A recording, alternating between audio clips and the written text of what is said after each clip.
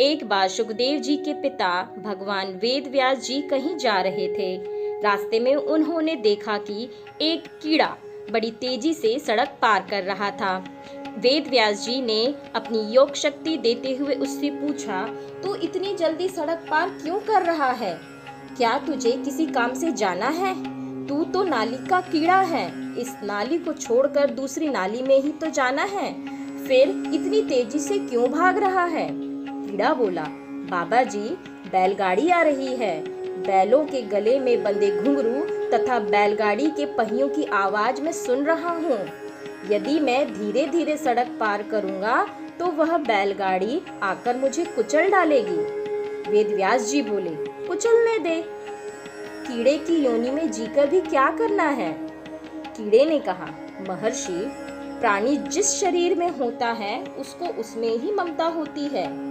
अनेक प्राणी नाना प्रकार के कष्टों को सहते हुए भी मरना नहीं चाहते।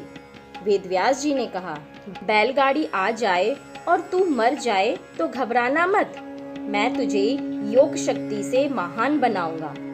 जब तक ब्राह्मण शरीर में ना पहुंचा दूं, तब तक अन्य सभी योनियों से शीघ्र छुटकारा दिला दूंगा। उस कीड़े ने बात मान ली और बीच रास्ते पर रुक गया और मर गया। फिर वेद व्यास जी की कृपा से वह क्रमशः कौवा, सियार आदि योनियों में जब जब भी उत्पन्न हुआ, व्यास जी ने जाकर उसे पूर्व जन्म का स्मरण दिला दिया। इस तरह वह क्रमशः मृग, पक्षी, शूद्र, वैश्य जातियों में जन्म लेता हुआ क्षत्रिय जाति में उत्पन्न हुआ। उसे वहां भी वेद व्यास जी ने दर्शन दिए। थोड़े दिनों में रणभूमि में शरीर त्याग कर उसने ब्राह्मण के घर में जन्म लिया। भगवान वेद व्यास जी ने उसे 5 वर्ष की उम्र में सारस्वत्य मंत्र दे दिया, जिसका जाप करते करते वह ध्यान करने लगा।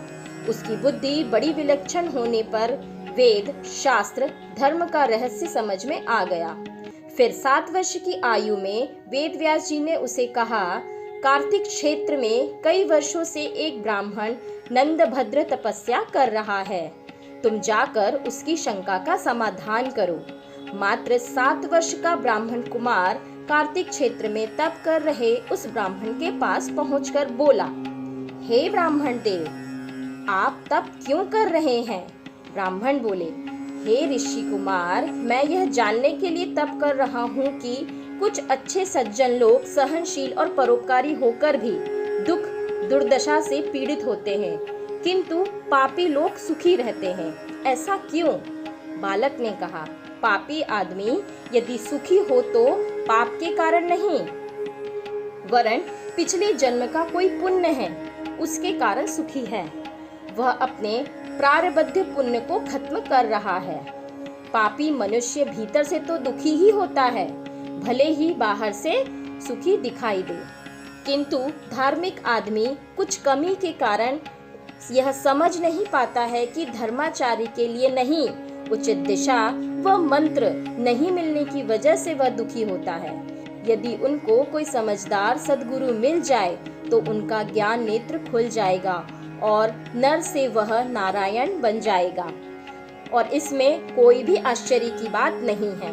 ब्राह्मण ने कहा, मैं इतना बूढ़ा हो गया, इतने वर्षों से कार्तिक क्षेत्र में तप कर रहा हूँ, मेरे तप का फल यही है कि तुम्हारे जैसे 7 वर्ष के योगी के मुझे दर्शन हो रहे हैं, मैं तुम्हें प्रणाम करता हूँ।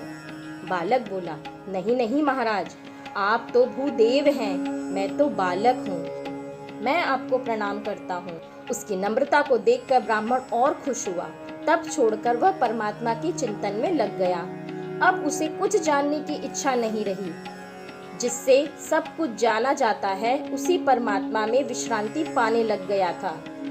इस प्रकार नंदभद्र ब्राह्मण उस बालक से ज्ञानोदीप्ति के उत्तर के माध्यम निशंक होकर उनका उपदेश के अनुसार 7 दिनों तक निराहार रहकर सूर्य मंत्र का जप किया, और वहीं बहुदक तीर्थ में उसने अपना शरीर त्याग दिया। वही बालक फिर दूसरे जन्म में कुशारु पिता एवं मित्रा माता के यहाँ प्रकट हुआ। उनका नाम मित्रेय पड़ा। इन्होंने व्यास जी के पिता पाराशर जी से विष्णु पुराण तथा बृहद पाराशर होरा शास्त्र का अध्ययन किया। पक्षपात रहित अनुभव प्रकाश नामक ग्रंथ में मैत्रेय तथा पराशर ऋषि के बीच संवाद में ये कथा आती है। कहाँ वो कीड़ा सड़क से गुजरकर नाली में गिरने जा रहा था और कहाँ संत के सानिध्य से वह मैत्रेय ऋषि बन गया।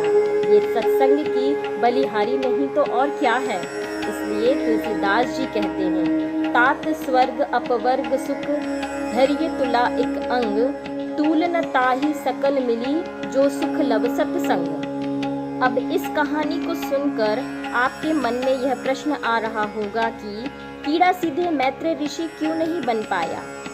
तो इसका उत्तर है, यदि कोई पहली कक्षा का विद्यार्थी है और वह स्नातकोत्तर में बैठ जाए तो क्या वह पास हो सकता है? नहीं हो सकता। दूसरी, तीसरी, चौथी, 10वीं, 12वीं स्नातक आदि पास करने के बाद ही वो स्नातकोत्तर श्रेणी में प्रवेश कर सकता है।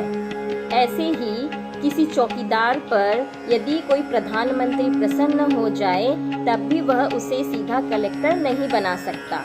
इसलिए नाली का कीड़ा भी एक लंप में मनुष्य तो नहीं बन सकता, बल्कि विभिन्न कर्म योनियों को पार करके ही मनुष्य बन सकता है। हाँ, इतना अवश्य है कि संत कृपा से उसका जो लंबा मार्ग है वह छोटा जरूर हो जाएगा।